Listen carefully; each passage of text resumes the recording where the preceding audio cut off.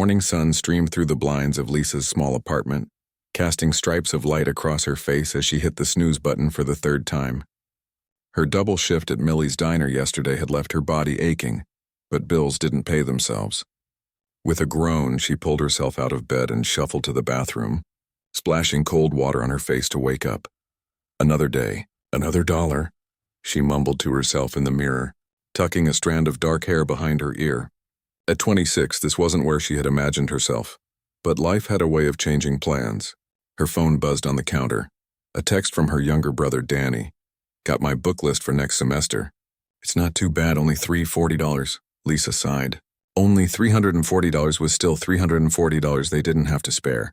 Since their mom got sick last year, Lisa had taken on more responsibility, including helping Danny stay in college. She quickly texted back, "I'll figure it out. Focus on your finals." The morning rush at the diner was the same as always.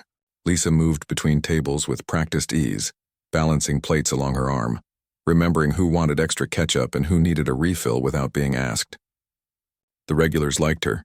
She knew their orders by heart and always had a genuine smile even on the hardest days. "Order up for table 6. Hank, the cook, called out as he slid 2 plates of pancakes onto the counter. Lisa grabbed them and delivered them to an elderly couple who came in every Thursday. "Here you go, Mr. and Mrs. Chen. Blueberry pancakes, extra syrup on the side, and a side of crispy bacon." Mrs. Chen beamed at her. "You never forget, dear." It was nearly the end of her shift when Darlene, the owner of the diner, waved her over to the register. "Hey, Lisa, got a minute?" Lisa wiped her hands on her apron. "Sure, what's up?" "My cousin Patty runs that catering company, Elegant Eats. She just called in a panic.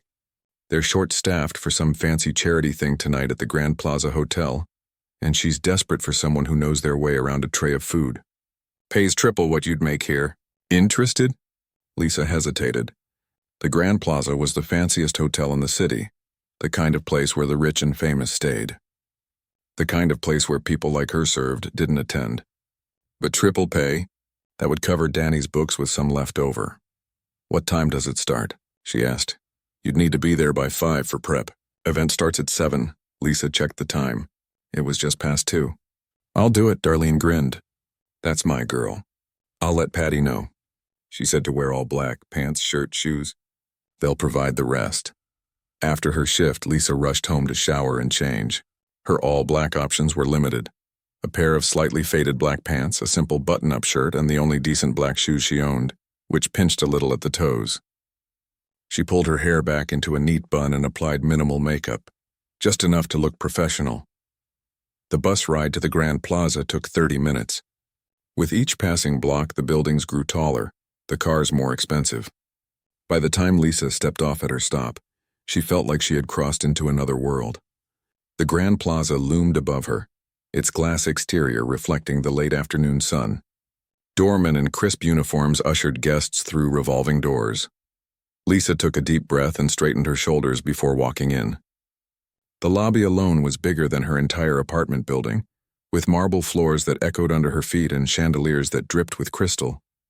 She followed the signs to the service entrance where a harried-looking woman with a clipboard checked her name. "Lisa? Thank God. I'm Patty. Darlene said you're a quick learner." "I try to be," Lisa replied, trying to sound more confident than she felt. Patty led her through a maze of hallways to a large kitchen, where at least 20 people in black and white uniforms rushed around. The noise was overwhelming. Shouted orders, clattering pots, the hiss of steam. "This is the Heart for Children annual gala," Patty explained as she handed Lisa a white serving jacket and black bow tie. "Every important person in the city will be there. The mayor, celebrities, business big shots, all with deep pockets we hope to empty for the children's hospital wing they're building." Lisa swallowed hard. "And what exactly will I be doing?" "Basic server duties. Circulate with drinks during cocktail hour. Then help with the 3-course dinner service. Just follow Jerome's lead. He's your section captain." Jerome turned out to be a tall, thin man with silver-streaked hair and a perpetual frown. He barely looked at Lisa as he rattled off instructions about proper serving etiquette. Always serve from the left, clear from the right, never reach across a guest, don't speak unless spoken to, and for heaven's sake don't spill anything on anyone wearing clothes that cost more than your yearly salary. Lisa nodded. trying to absorb everything while adjusting her bow tie.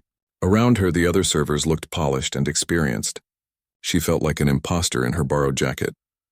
A young server named Raj took pity on her and demonstrated how to carry a tray properly. "Balance it on your fingertips, not your palm," he advised. "And walk like you're gliding, not stomping." Lisa practiced with an empty tray, then with one filled with water glasses. By the time guests were due to arrive, she had mastered the basic technique, though her wrist ached from the unfamiliar strain. "Places, everyone," Patty called out. "They're opening the doors." The servers filed out of the kitchen and into the ballroom. Lisa nearly gasped when she saw the transformation. The massive space glowed with soft lighting. Dozens of round tables draped in white linen surrounded a dance floor. Ice sculptures caught the light from candles floating in crystal bowls. Fresh flowers spilled from tall centerpieces, filling the air with a sweet fragrance. "Stop gawking," Jerome hissed. "Get your champagne tray and start circulating by the entrance." Lisa hurried to the bar where flutes of golden champagne waited on trays. She lifted one carefully, surprised by its weight, and made her way to her assigned position. The first guests began to arrive, and Lisa's nerves kicked into overdrive. Women in dresses that probably cost more than her rent moved past in clouds of expensive perfume. Men in tailored suits checked gold watches and scanned the room as if taking inventory. "Champagne?" Lisa offered to a group of women, proud that her voice didn't shake. They barely glanced at her as they each took a glass. One woman with diamonds sparkling at her throat said, "The bubbles seem rather large." "Is this the premium selection?" Lisa had no idea. "It's, the welcome champagne, ma'am." The woman raised an eyebrow but sipped anyway, immediately turning back to her conversation. As the room filled, Lisa moved through the crowd, offering drinks and trying to remain invisible while still being available. She overheard snippets of conversation about vacations in places she'd only seen in magazines, business deals with numbers that made her head spin, and gossip about people whose names she vaguely recognized from news headlines. "That's Veronica Winters," Raj whispered as he passed by with his own tray. "The food critic. They say she once made a chef cry just by looking at his souffle." Lisa followed his gaze to a striking woman in a deep blue dress, who seemed to be evaluating everything and everyone around her with calculating eyes. "And over there," Raj continued with another subtle nod, "that's Dr. Thompson, the hospital director.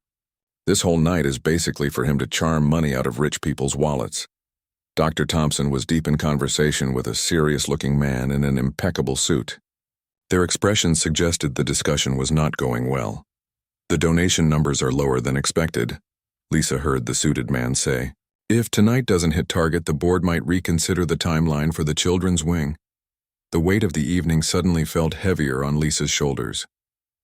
This wasn't just some extravagant party. Real consequences hung in the balance. Children who needed care, jobs for people like her who would work in that new wing. As Lisa turned to head back to the bar for a refill, a loud crash echoed through the ballroom. A server had tripped, sending a tray of champagne flutes shattering across the marble floor. Conversation halted.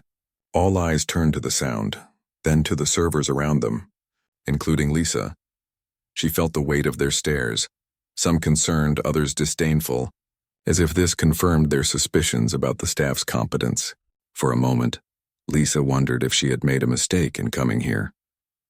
This world of wealth and judgment was so far from the comfortable familiarity of Millie's diner. But then she thought of Danny's textbooks, of her mother's medical bills, of the children who would benefit from tonight's fundraising. Lisa squared her shoulders and continued her path through the crowd with renewed determination. One way or another, she would make it through this night. And maybe, just maybe, she would find a way to do more than just survive it. Lisa was just beginning to find her rhythm among the glittering crowd when Patty rushed over, her face tight with worry. "Change of plans," she whispered urgently. "Jerome just got sick, food poisoning, we think. He's in the bathroom turning green." "That's terrible," Lisa said. "Is there anything I can do?" Patty's laugh held no humor. "Yeah, you can take over his section." "What?" Lisa nearly dropped her tray. "But I've only been here an hour." "I don't know that." "You're all I've got," Patty cut in. "Jerome's section includes table 7. That's where Veronica Winters is sitting." "The food critic," she added when Lisa looked blank. "And table 9 has Dr. Thompson and the hospital board members." Lisa's stomach twisted into a knot. But surely someone else has more experience. Everyone else is already assigned. Look, Darlene said you're smart and you learn quick. Patty squeezed her eyes shut for a moment. Just don't mess up, okay? This event is huge for my company. Before Lisa could protest further, Patty was gone, disappearing into the crowd like a rabbit diving into its warren. Lisa stood frozen, the weight of responsibility pressing down on her shoulders. You look like you just saw a ghost, Raj commented as he passed by with an empty tray. Worse, I just got put in charge of the VIP tables. Lisa's voice came out as a squeak. Raj winced. Jerome's section? Ouch. He hesitated, then added, if it helps, just remember the table numbers match the courses. Table 7 gets served first for the appetizer, Table 8 for the main course, and Table 9 for dessert. It helps the kitchen timing. Lisa nodded gratefully. Thanks. I think I'm going to need all the help I can get. As the guests began to find their seats for dinner, Lisa made her way to the service station to study the table chart. Table 7 was positioned prominently in the center of the room. The names on the place cards read like a who's who of the city elite, with Veronica Winters positioned at the 6 o'clock spot. Table 9 was closer to the stage, where Dr. Thompson and hospital administrators would be seated with major donors. Lisa took a deep breath and straightened her bow tie. She could do this. It was just like the diner, but with fancier food and richer customers. The basics were the same. Bring food, be polite, don't spill anything. Bread service is starting, another server announced. First tables now.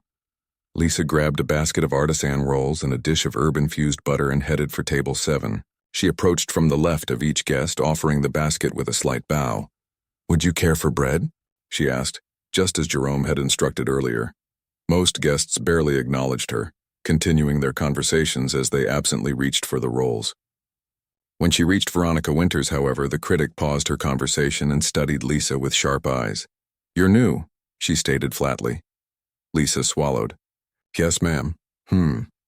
Veronica selected a roll with deliberate care. The last time Elegant Eats brought in last-minute staff, my soup arrived cold. I'll make sure that doesn't happen tonight, Lisa promised, impressed that her voice remained steady. Veronica's perfectly arched eyebrow suggested she wasn't convinced. As Lisa moved to Table 9, she overheard more conversation about the hospital funding. The tension around the table was palpable, with Dr. Thompson looking increasingly stressed as he spoke with a stern-faced woman in a charcoal suit. The final numbers come down to tonight, Gloria, he was saying. If we don't hit the target, construction gets delayed another year. And whose fault is that? Gloria countered. The proposal was ambitious to begin with. Lisa quietly offered bread, trying not to look like she was listening. The weight of the evening pressed heavier on her mind. There were real consequences riding on this fancy party. A children's hospital wing that might not get built, kids who wouldn't get care they needed. Back in the kitchen, chaos reigned. Without Jerome coordinating, the serving staff seemed lost. Plates of delicate appetizers, scallops on pureed cauliflower with truffle oil, were being assembled in a rush. Table 7 first. The head chef barked. Don't let them sit. Lisa and 2 other servers loaded their arms with plates. The proper technique was to carry 3 at most, but they were short-staffed now. Lisa balanced 4, using the technique she'd perfected at the diner during Sunday brunch rushes. How are you carrying that many? A wide-eyed server asked. Years of practice, Lisa replied with a small smile. It's all about the balance. She delivered the appetizers to Table 7 without incident, remembering to announce each dish as she set it down. Pan-seared scallop with cauliflower puree, truffle oil, and microgreens. When she reached Veronica Winters, the critic was mid-conversation about a restaurant that had recently closed. It was the service that killed them, Veronica was saying. The food was adequate, but the waitstaff behaved like they were doing you a favor by bringing it to you. Lisa placed the appetizer with extra care, making sure the scallop was positioned just so. Veronica paused, glanced at the plate, then at Lisa before continuing her conversation. Lisa took it as a win that there was no immediate criticism. After all the appetizers were served, Lisa joined the hustle to prepare for the main course. The kitchen had fallen behind without Jerome's coordination. Plates of herb-crusted lamb with roasted vegetables and red wine reduction were lined up on the counter, but there was confusion about which tables should be served next. Table 8 is supposed to go first for mains. Raj reminded everyone. But Table 7 has Veronica Winters, and she hates waiting, the head chef swore. Table 7 first, then. We're not risking her writing about cold food. Lisa grabbed plates for her tables, once again balancing 4 at a time. As she hurried back to the ballroom, she passed the service bar where a large ice sculpture of a heart, the symbol of the Heart for Children charity, was beginning to drip onto the floor. Someone needs to clean that up before, Lisa began. But she was cut off by a cry and a crash. Another server had slipped on the water and gone down hard, sending plates of lamb crashing to the floor. The noise drew stares from nearby tables. That's it, the server said, close to tears as she picked herself up. I can't do this. I'm just a college student. I'm not trained for this fancy stuff. Patty appeared, looking ready to explode. What happened now? We're already behind. Lisa made a quick decision. She set down her plates on a nearby service table and helped the fallen server to a chair. It's okay, she said to Patty. I can take her tables too. Patty's eyes widened.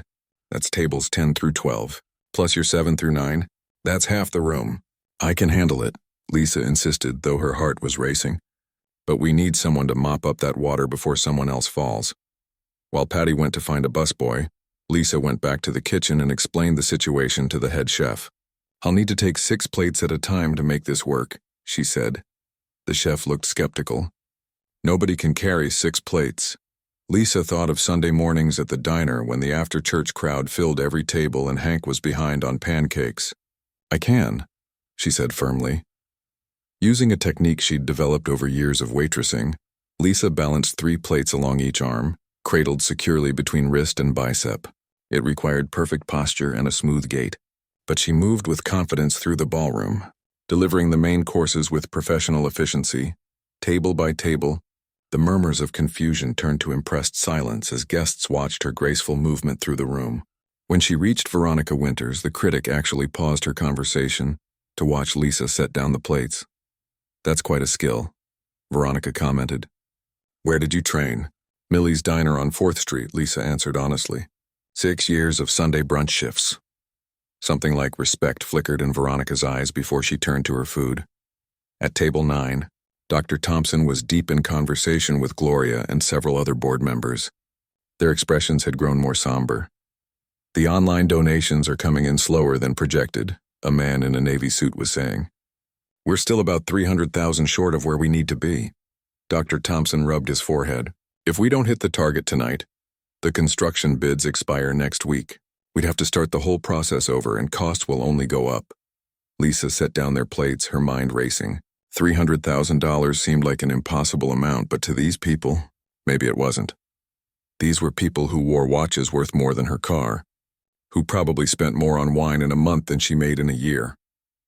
As she returned to the kitchen for the last round of main courses, she noticed the event planner talking with Patty, both looking worried. The speaker's running late, the planner was saying. We need to stretch dinner by at least 20 minutes, Patty groaned. That throws off the whole dessert timing. The soufflés are timed to the minute. I don't know what to tell you. His car broke down on the highway. Lisa continued her careful dance of plates, moving smoothly between tables, refilling water glasses, clearing finished appetizers, and responding to requests with calm efficiency. Several guests at her tables were now openly watching her technique, some even nudging their companions to observe. By the time all the main courses had been served, Lisa's arms ached and her feet throbbed in her too tight shoes.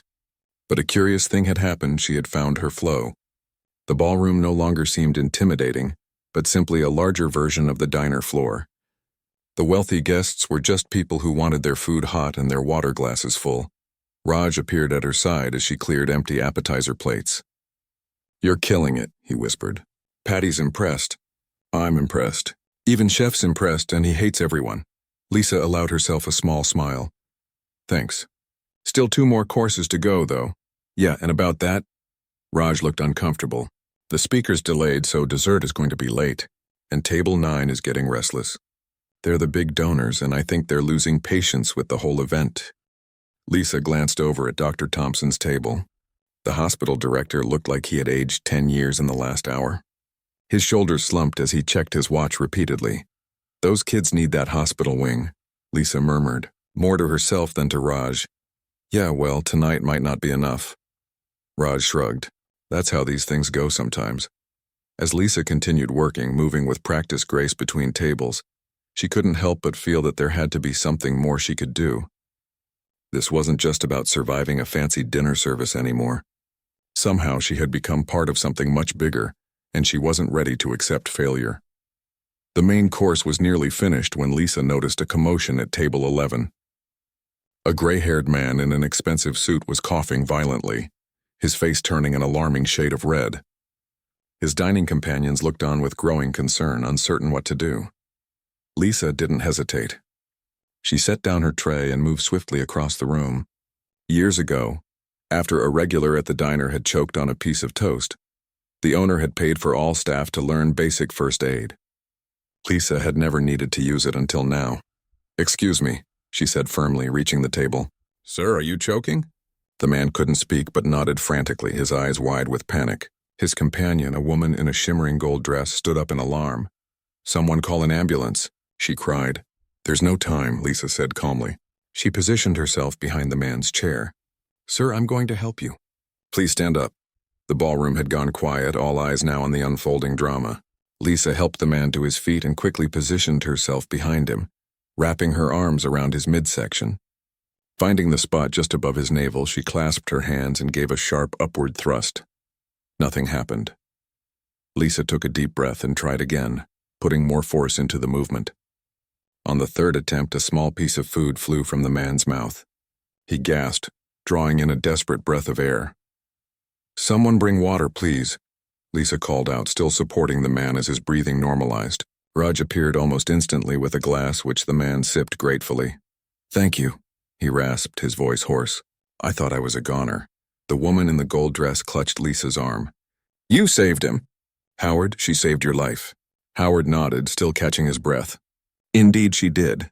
Young lady, I don't know who you are, but I'm in your debt." A ripple of applause spread through the ballroom. Lisa felt her cheeks grow warm as she tried to step back into her server role. "Just doing my job, sir."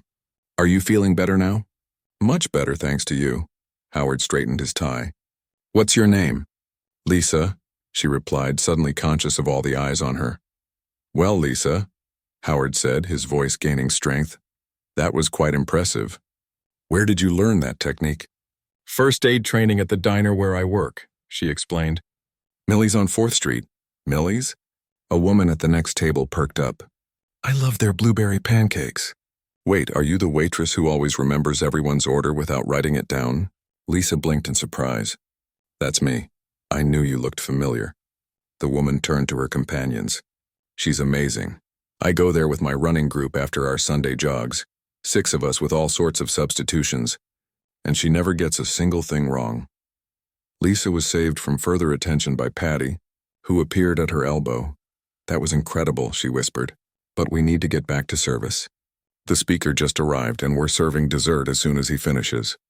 Lisa nodded and slipped back into work mode, though she noticed people watching her now as she moved through the room. Some even smiled or nodded in acknowledgement, a stark contrast to her earlier invisibility. In the kitchen, the staff was in a frenzy preparing the final course, individual chocolate soufflés with raspberry coulis and gold leaf. The delicate desserts had to be served immediately after baking, with no margin for error. "Table 7 first," the pastry chef reminded everyone.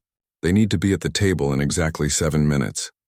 Lisa carefully arranged 6 soufflés on her tray, each one a small masterpiece of risen chocolate. As she headed for the ballroom, she passed Howard, who was on his way to the restroom. "Ah, my savior," he said with a smile. "I'm feeling much better now, thank you." "I'm glad to hear it," Lisa replied. Howard studied her for a moment. "You know, you're wasted as a server.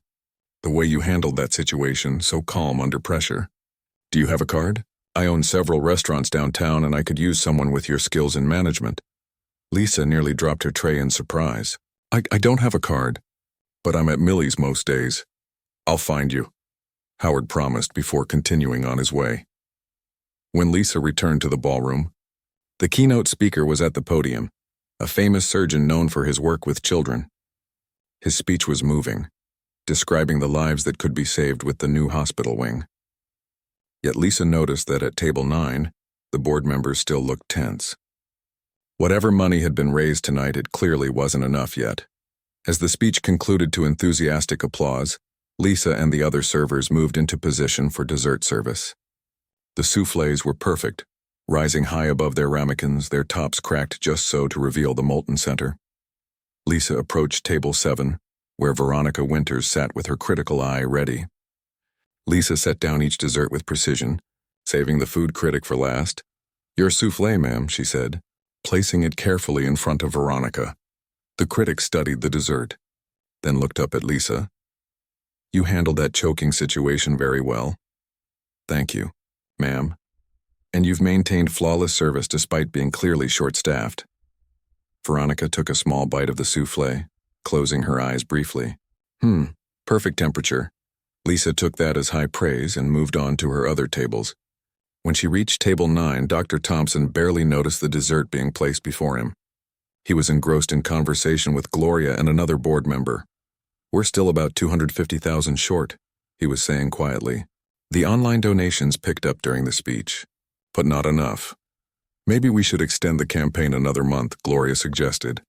"The contractors won't wait," Dr. Thompson replied, his voice heavy with disappointment. "We either have the money by midnight or we lose the bid." Lisa continued her service, but her mind was working overtime.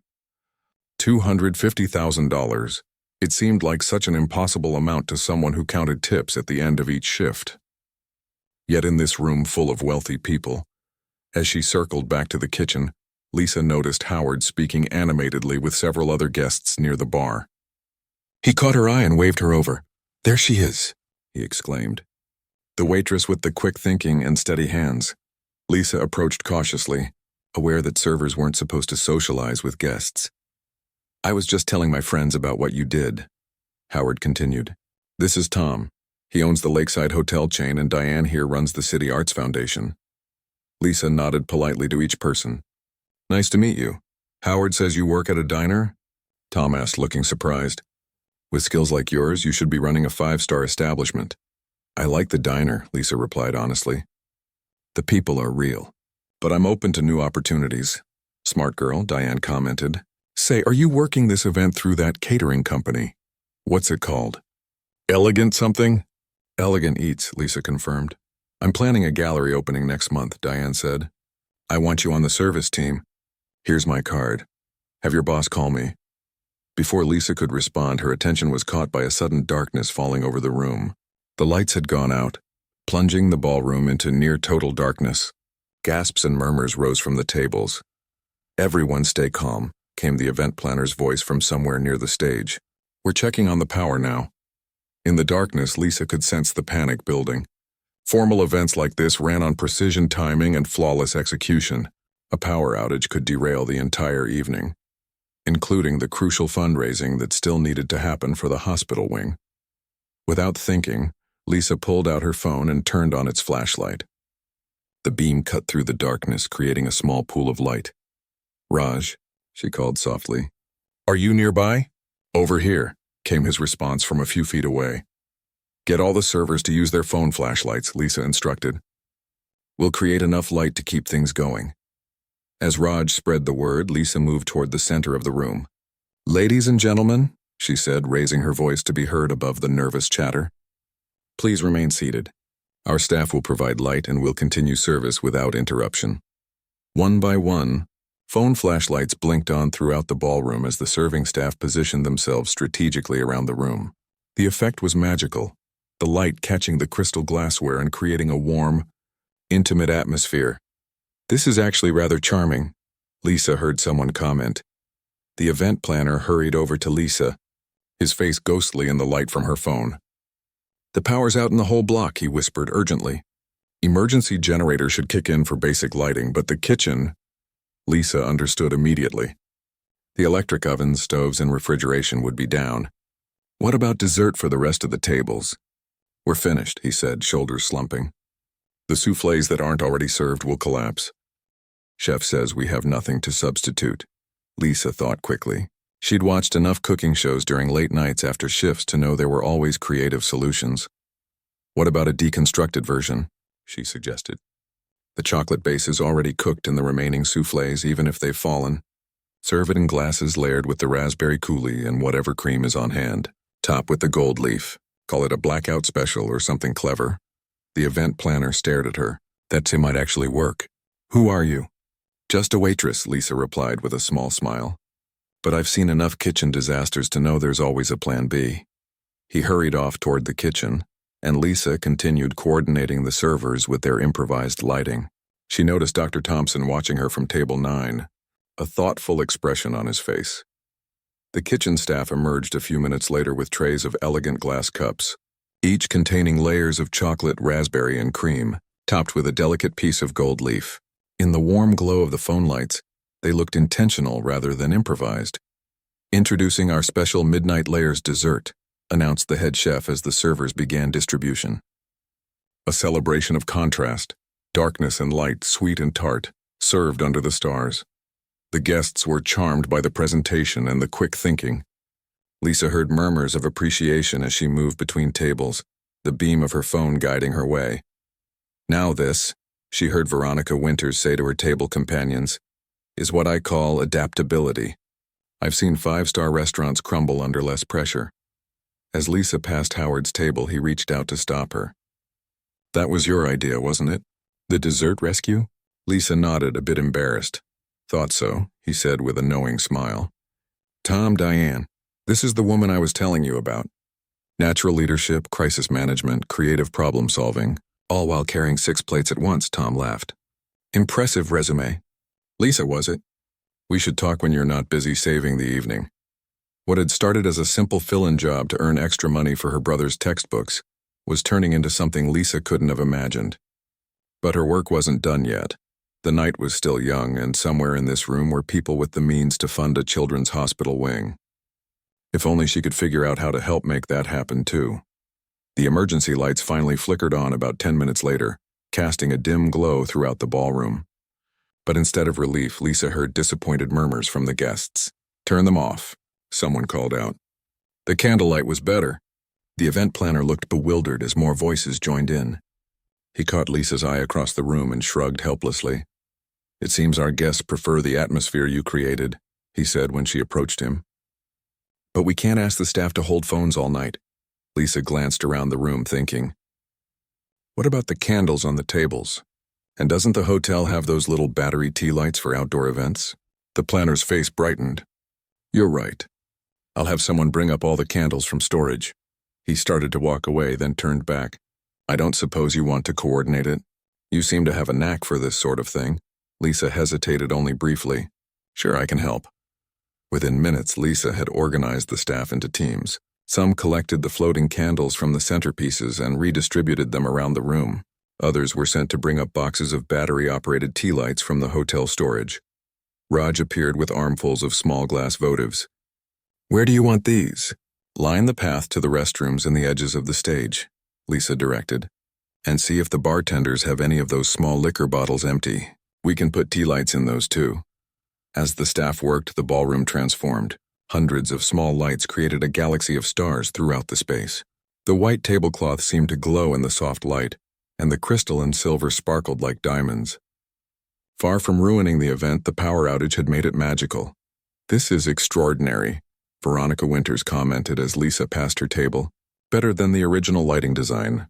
Thank you, ma'am, Lisa replied, still coordinating staff with hand signals and quiet instructions. The event planner returned with the head of fundraising, both looking impressed. The guests love it, the fundraiser whispered. They're calling it the Starlight Gala now. We're actually seeing a spike in online donations. Lisa smiled, relieved that the crisis was turning into an opportunity. How much more do you need to reach your goal? The fundraiser's expression sobered. Still over 200,000. It's a big gap.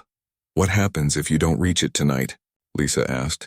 The construction company's bid expires at midnight. Prices go up significantly after that, which means we'd have to scale back the project. Fewer beds for kids who need them. Lisa nodded, the weight of those words settling on her shoulders. As she moved around the room, checking on candle placements and guiding guests who needed assistance in the dim light, her mind was working overtime. Near the bar, she overheard Howard speaking with Tom and several other well-dressed men. Quite a night, Howard was saying. First, I nearly choked to death, then we're plunged into darkness, and somehow it's turning into the most memorable event of the season. All thanks to that waitress, Tom replied. What was her name again? Lisa, Howard supplied. I'm telling you, she's wasted carrying trays. Did you see how she took charge when the lights went out? Not even a moment of panic. Lisa ducked her head and moved past, pretending not to hear. But their words gave her an idea. If these people were impressed by her, maybe she could use that somehow to help the fundraising. She spotted Dr. Thompson standing alone near a window, staring out at the darkened city. His shoulders were slumped, his expression defeated despite the successful recovery from the power outage. Taking a deep breath, Lisa approached him. Excuse me, Dr. Thompson. Is everything all right? He turned, surprised to be addressed by a server. Oh yes, fine. The candles were a nice touch. That was a team effort, Lisa said modestly, but I couldn't help overhearing earlier. About the funding gap for the children's wing? Dr. Thompson sighed. Yes, we're still short and time is running out. Lisa hesitated, then pressed forward. Sir, I know it's not my place, but have you considered making a direct appeal right now? The guests are enjoying themselves. The atmosphere is special. People feel generous in moments like this. A direct appeal? Dr. Thompson looked skeptical. These people have already given what they planned to give. Maybe, Lisa agreed. But they haven't seen what I've seen tonight. What do you mean? I've been watching them all evening. When you spoke about the children who need this hospital wing, I saw real emotion on their faces. They care, but sometimes people need a little push, a moment that feels special enough to do something extraordinary. Dr. Thompson studied her curiously. You're not like most servers, are you? Lisa smiled. I'm just someone who pays attention. Before Dr. Thompson could respond, the event planner hurried over with a look of panic on his face. The keynote speaker needs to leave early, he whispered urgently. Family emergency. He was supposed to lead the final donation call, but he's on his way out now. Dr. Thompson's face fell. We can't end without a final appeal. We're too far from our goal. The event planner ran a hand through his hair. The backup speaker is the board treasurer, and frankly, he puts people to sleep. We need someone who can connect with the audience. Lisa glanced around the candlelit room, at the faces glowing in the warm light, at the sense of shared experience that had formed through the unexpected turns of the evening. An idea, bold and possibly inappropriate, formed in her mind. What about a different approach? She suggested carefully. Something unexpected. Both men looked at her with surprise. The guests tonight have already seen something unusual. They've experienced problems solved in creative ways. They've been part of something memorable. Lisa took a deep breath. What if, instead of another speech, you showed them something? Showed them what? The event planner asked. The real impact. You must have photos, videos of the children who will benefit from this wing. Not just statistics, but real stories. Dr. Thompson's eyes widened. We do. We have a video we use for private donor meetings. It's powerful stuff. Interviews with families, doctors explaining the need. But it needs a proper introduction, and with the speaker gone, Lisa looked around the room again. At Howard and his friends still chatting by the bar. At Veronica Winters taking notes at her table. At the hundreds of candles creating their magic.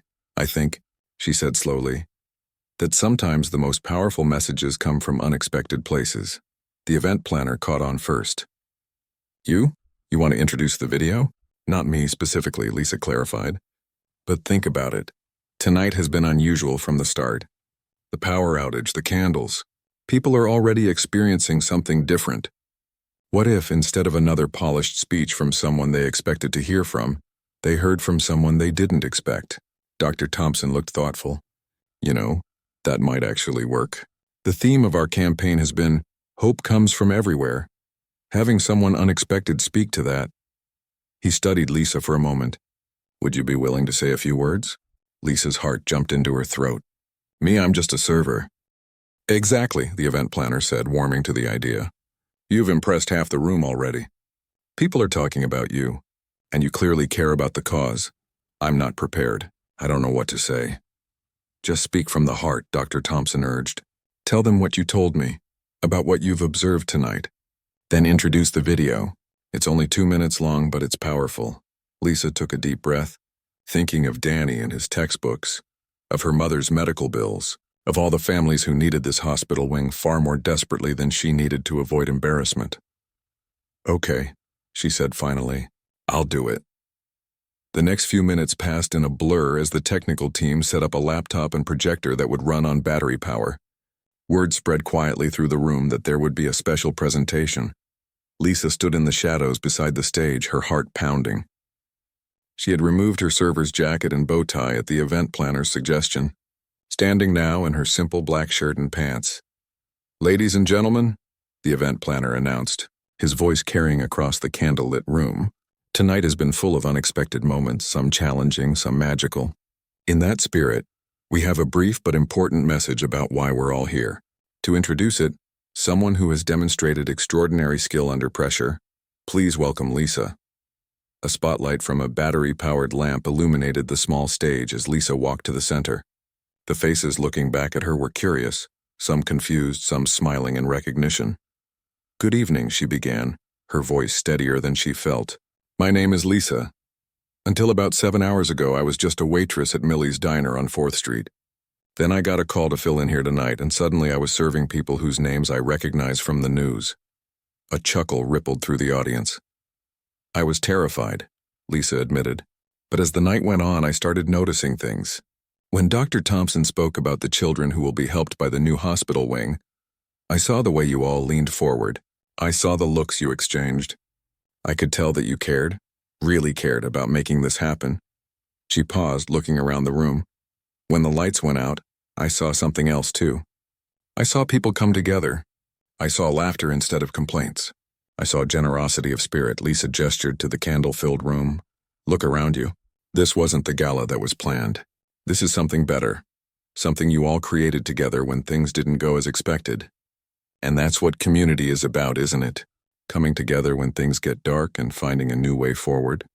She could feel the room with her now, the silence attentive rather than awkward. "I'm not supposed to eavesdrop on conversations," she continued with a small smile. "But servers hear things. I know that this children's wing is still short of its funding goal.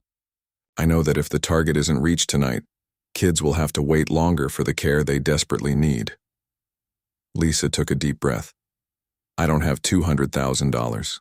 I'm here tonight because I'm trying to earn extra money to help my brother buy his college textbooks. But I believe in the power of unexpected moments like this one to change everything. The video you're about to see shows the children who are waiting for this hospital wing. They're counting on all of us to do something unexpected tonight." She nodded to the technician who started the video. As the screen lit up with the face of a young child in a hospital bed, Lisa stepped back into the shadows. The video was simple but powerful. Children and families telling their stories. Doctors explaining the critical need for more pediatric beds, the difference that specialized care could make. When it ended, the room remained silent for several heartbeats. Then Howard stood up. "I wasn't planning to donate more tonight," he said, his voice carrying across the quiet room. "I already gave what I thought was generous. But I'm alive right now because Lisa here knew what to do when I was choking. Medical training and quick thinking made the difference between life and death." He looked around the room, then back at Lisa. "I'm adding $50,000 to my donation because unexpected people change lives." A murmur ran through the crowd. Then Tom stood up. "I'll match that 50,000. Another voice called out, "Put me down for 25 more. Across the room, Veronica Winters rose to her feet. "My newspaper will donate 30,000 and commit to a feature story on the new wing." One by one, guests stood and called out additional donations. The fundraising team scrambled to record the pledges, their faces growing increasingly amazed. Lisa stood to the side, watching in disbelief as the total climbed. Dr. Thompson appeared beside her, his eyes shining in the candlelight. "I don't know how to thank you," he said quietly. Lisa shook her head. "I didn't do anything. These people are the ones giving the money." "But you helped them see what was possible," he replied. "Sometimes that's the most important gift of all." The event planner rushed over, practically bouncing with excitement. "We've done it! We've surpassed the goal by almost 50,000. Dr. Thompson laughed, a sound of pure relief and joy. "I can't believe it. The contractors can start next week." As they celebrated, Howard approached with Tom and several others. "Young lady," Howard said to Lisa, "you've impressed a lot of important people tonight. I meant what I said earlier about wanting to talk to you about opportunities." Lisa smiled, feeling a strange mixture of exhaustion and exhilaration. I'd like that. Not just restaurant work, Tom added. The way you handled the power outage showed real leadership. My events team could use someone like you. As the wealthy guests crowded around with business cards and offers, Lisa caught sight of Raj watching from across the room. He gave her a thumbs up and a grin that seemed to say, "Who would have thought?" Indeed, who would have thought that an ordinary waitress taking an extra shift would end up changing not only her own future, but the futures of countless children who would benefit from the new hospital wing? The night was far from over, but already Lisa knew that nothing would ever be quite the same again. 6 months had passed since the night of the candlelit gala, and Lisa still sometimes found it hard to believe how much had changed. As she adjusted her earrings in the mirror of her new apartment, she thought back to that evening that had altered the course of her life. The morning after the gala, she had returned to her shift at Millie's diner, exhausted but exhilarated. She told her co-workers about the power outage, the choking incident, and the successful fundraiser, but she downplayed her own role. It had seemed too fantastical, like something from a movie rather than real life. Then Howard had shown up during her lunch shift, sliding into a booth and ordering coffee with a knowing smile. "I told you I'd find you," he'd said. "We need to talk about your future." What had followed was a whirlwind of meetings, offers, and opportunities that had initially overwhelmed Lisa. Howard wanted her to manage his newest restaurant. Tom offered her a position coordinating VIP events for his hotel chain. Veronica Winters had even mentioned her by name in her newspaper column about the gala, calling her the unexpected hero of the evening. Lisa had taken her time making decisions, conscious of how quickly her life was changing.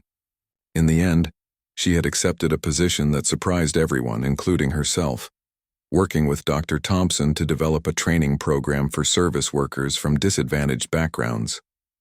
The idea had come to her during one of their meetings. "There are so many people like me," she had explained to him. "People with skills and potential who just need the right opportunity. What if we created a program that identified those people and gave them the training they need to advance?" Dr. Thompson had loved the concept, especially when Lisa suggested tying it to the children's hospital. The parents of many sick children have to quit jobs or reduce hours to care for their kids. What if we specifically recruited those parents for the program? Flexible hours, good pay, career advancement. It could be life-changing for families already dealing with so much. The Heart for Children Foundation had provided the initial funding, with additional support coming from Howard, Tom, and several other guests who had been at the gala. 6 months later, the program had 20 participants and was growing fast. Lisa smoothed down her dress, a simple but elegant blue sheath that was worlds away from her diner uniform or the borrowed server's jacket from the gala. Tonight she would be attending the Heart for Children annual gala again, but this time as a guest of honor. The foundation was recognizing her program as an innovative approach to supporting families affected by childhood illness. Her phone buzzed with a text from Danny. "Knocked the finals out of the park. Prof says I'm on track for that research internship." Lisa smiled as she texted back her congratulations. Her brother was thriving in his second year of college, no longer worried about textbook costs or whether his sister was working double shifts to keep him there. The salary from Lisa's new position had eased their financial burdens, allowing her to help their mother with medical bills and Danny with school expenses, while still saving for her own future. A knock at the door announced her ride. Lisa grabbed her clutch bag and took one last look in the mirror, hardly recognizing the confident woman who looked back at her. The driver held the door as she slid into the back seat of the car sent by the foundation. As they pulled away from her apartment building, Lisa gazed out at the city streets. They passed Millie's diner, and she felt a surge of affection for the place. She still stopped in occasionally for breakfast and to catch up with her former co-workers. Darlene always insisted she sit at the counter and be served rather than help out, though old habits died hard. And Lisa often found herself refilling coffee cups or clearing tables during busy moments. When they arrived at the Grand Plaza Hotel, Lisa felt a flutter of nerves. The last time she had walked through these doors, she had been terrified and uncertain. Tonight, she stepped out of the car with her head high, nodding to the doorman who held the door for her. "Good evening, Miss Chen," he said with a warm smile. "They're expecting you in the Crystal Ballroom." The lobby was just as impressive as she remembered, but it no longer intimidated her. As Lisa made her way to the ballroom, she spotted familiar faces. Patty from Elegant Eats directing her staff, Raj now working as a captain rather than a server, and even the head chef from the gala night, who nodded in recognition as she passed. The ballroom itself was transformed from her last visit. The theme this year was Unexpected Heroes, inspired in part by the events of the previous gala. Photos of children who had benefited from the hospital lined the walls, along with stories of the staff, volunteers, and families who supported them. Near the entrance, a display caught Lisa's eye. It was a collection of images from last year's gala, including one of her standing on stage in the candlelight addressing the crowd. Beside it was a quote, "Sometimes the most powerful messages come from unexpected places." "They're your words," said a voice behind her. Lisa turned to see Dr. Thompson distinguished in his tuxedo. "They've become something of a motto for the foundation." Lisa smiled, still finding it strange to see her own words displayed so prominently. "It's a lovely setup," she said, gesturing to the ballroom. "No power outages this year, I hope." "Actually, we've incorporated candles into the design," Dr. Thompson replied with a laugh. "People kept talking about how magical it was last year. We're trying to recapture some of that, though in a more planned way." As they moved further into the ballroom, Lisa was greeted by many of the same guests who had attended last year's event. Howard waved from across the room, where he was deep in conversation with Tom.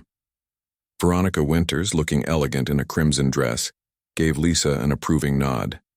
"There she is," called out a woman Lisa recognized as Gloria from the hospital board. "Our guest of honor." Lisa accepted the warm welcome, still not entirely comfortable with the attention but no longer shrinking from it. As they moved toward their table, Dr. Thompson updated her on the children's wing construction.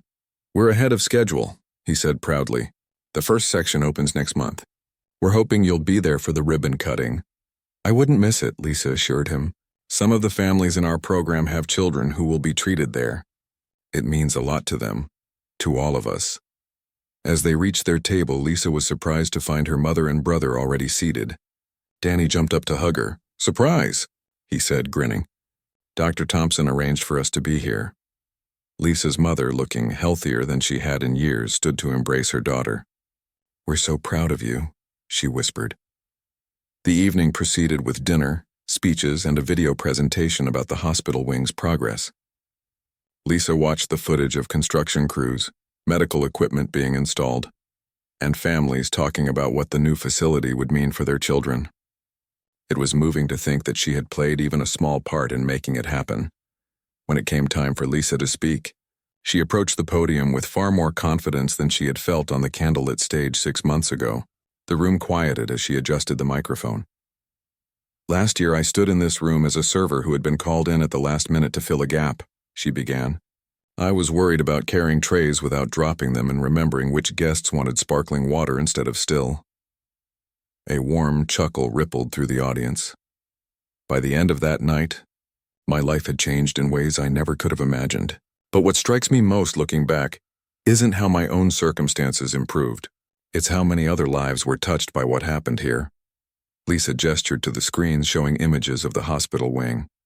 "Because of the generosity in this room that night, children will receive care that might save their lives. Because of connections made here, parents of those children now have opportunities for sustainable careers through our training program. And because one ordinary waitress was given a chance to do something extraordinary, dozens of other service workers are now finding pathways to advancement." She paused, looking out at the faces watching her. Not so long ago, she had moved invisibly among these same people, serving food and refilling glasses without being truly seen. "There's a tendency to think that meaningful change comes only from those with power, money, or influence," Lisa continued. "But I've learned that transformation often begins in unexpected places, with ordinary people doing what they can with what they have. Sometimes it's a doctor working extra hours to care for one more child. Sometimes it's a parent holding down 3 jobs to support a family during a health crisis. And sometimes it's a waitress who knows how to keep her cool when the lights go out." Laughter and applause followed this line, and Lisa smiled, remembering the chaotic beauty of that candlelit evening. The training program we're celebrating tonight isn't just about creating better service workers or giving people jobs. It's about recognizing the extraordinary potential in ordinary people. It's about seeing possibilities where others see only limitations. As Lisa concluded her speech, the room erupted in applause. Dr. Thompson joined her at the podium to present a plaque commemorating the program's achievements and announcing its expansion to 3 additional hospitals in the coming year. Later, as the formal portion of the evening gave way to music and mingling, Lisa found herself standing near the spot where 6 months earlier, she had balanced a tray of champagne flutes with trembling hands. Raj appeared beside her, now dressed as a guest rather than a server. "Remember when you first walked in that night?" he asked with a grin. "You looked like you were heading to your own execution." Lisa laughed. "I was terrified.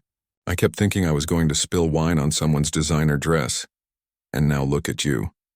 Raj gestured to the room, where people were still approaching to congratulate Lisa on her speech and the program's success. From serving the VIPs to being one, Lisa shook her head. "I'm not a VIP, I'm still just an ordinary waitress who did something extraordinary," Raj finished for her. "Yeah, we all know the story. But maybe that's the point, isn't it? Maybe none of us are just ordinary, once we find the right moment to shine." As the evening wound down, Lisa found herself taking one last walk around the ballroom. So much had changed in 6 months, yet something fundamental remained the same. She still believed in hard work, in paying attention to details, in treating people with respect whether they were serving or being served. The difference was that now she had the resources and platform to share those values with others, to create opportunities for people who, like herself, had skills and potential just waiting for the right moment to be recognized. As she prepared to leave, Lisa paused at the display showing her photo from last year. Beside it was a new addition, a picture taken earlier that evening of her with the first graduating class from the training program. 20 faces beamed with pride, each person dressed in professional attire, ready to step into new roles and possibilities. That, Lisa thought, was the real magic, not the candlelight or the dramatic speeches or even the generous donations. The true miracle was watching ordinary people discover just how extraordinary they could be when given the chance to shine.